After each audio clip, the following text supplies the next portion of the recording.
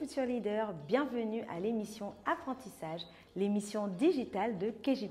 Je suis Sabine, Super Booster chez KG Junior et dans cet épisode, nous allons voir comment tu peux t'organiser et atteindre tes objectifs grâce au digital. Tu vas découvrir plusieurs trucs et astuces pour te permettre d'évoluer rapidement. Est-ce que tu es prêt? Est-ce que tu es prête? Et là, tu dois te demander, mais Sabine, pourquoi devrais-je m'organiser? Tout simplement pour donner une direction à tous les efforts et tout le travail que tu mets en place et que tu fais au quotidien. Et ne pas travailler dans le vent, quoi. Quand tu t'organises, tu deviens productif. Ce qui signifie que tu es déjà prêt quand une nouvelle situation se présente à toi. Deuxièmement, pour être efficace. Pour résoudre des problèmes, par exemple. Ou pour déterminer des étapes à ton évolution et aller à la réalisation de tous tes projets. Qu'il s'agisse de faire des économies pour t'acheter une paire de baskets ou un devoir que tu dois rendre à la fin du mois par exemple. Une fois tes objectifs fixés, ça te motive vraiment et ça te permet de progresser tout simplement. Comment utiliser le digital pour atteindre tes objectifs? Rien que dans ton téléphone portable, sans même y ajouter d'application, tu as déjà plusieurs options. Utiliser ton horloge pour programmer des rappels, ton agenda pour planifier des étapes et ainsi voir où tu en es, l'espace notes pour y noter des notes tout simplement, la boîte email pour échanger avec quelqu'un et le minuteur pour calculer le temps que tu vas mettre à effectuer telle ou telle tâche. Par exemple, tu peux définir 20 minutes de travail pour 10 minutes de pause.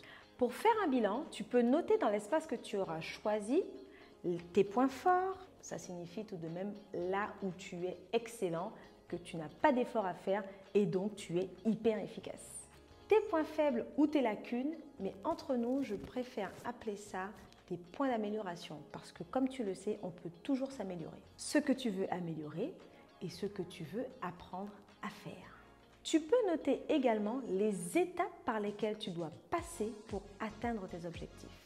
Par exemple, si tu dois économiser 50 € pour dans 5 mois et t'offrir cette belle paire de baskets que tu veux, tu pourras définir que tu dois mettre 10 € par mois pendant 5 mois. Les 3 critères indispensables à respecter pour atteindre tes objectifs: il faut qu'il soit atteignable. Un objectif impossible ne fait que te décourager. Et dans l'exemple des 50 €, si tu reçois moins de 10 € par mois, il est donc impossible d'économiser au minimum 10 €. Ton objectif doit être motivant. Ta motivation dans cet exemple est l'achat de ta super paire de baskets dont on nommera pas le nom. Et là, comme tu la veux vraiment, pour ton anniversaire, tu feras tout pour l'avoir et donc tu économiseras forcément ces 10 € pendant 5 mois. Ton objectif doit être mesurable. Le fait de définir une somme à mettre de côté régulièrement te permet de vérifier que tu es en train de te rapprocher de ton objectif. Au fur et à mesure, tu détermineras par exemple que tu as mis 10 € de côté, 20 €, 30 €, 40 €, puis 50 € qui est l'objectif final. Et c'est l'heure du quiz! Maintenant, est-ce que tu peux me citer 2 outils de ton téléphone que tu n'as pas évidemment à télécharger et que tu peux utiliser tout de suite pour atteindre tes objectifs? Et oui, le minuteur ou ton agenda. Maintenant, 3 choses pour lesquelles tu devrais t'organiser.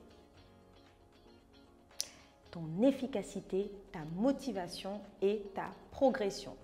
Comment peux-tu faire le bilan de ton objectif? En notant les points forts, les points faibles et ce que tu peux améliorer. Quels sont les critères à respecter obligatoirement pour atteindre ton objectif? C'est simple. Il faut qu'il soit atteignable, motivant et mesurable.